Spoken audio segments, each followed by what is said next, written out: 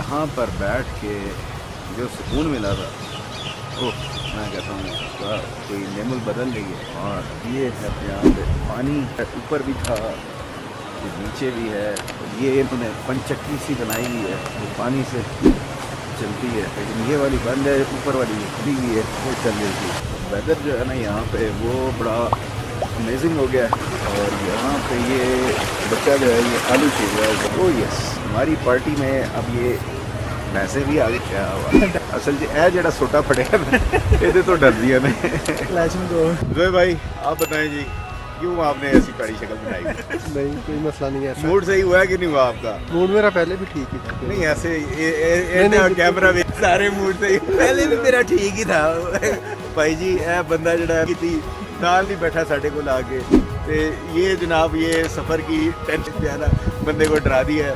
तो बहरहाल मौसम बहुत अच्छा हो गया, जिसने मौसम ने सारों का मूड वैसे ही अच्छा कर तरीके दी अंडा फ्राई देखो कमा लाता जी, देखो अंडा फ्राई हो रहा है।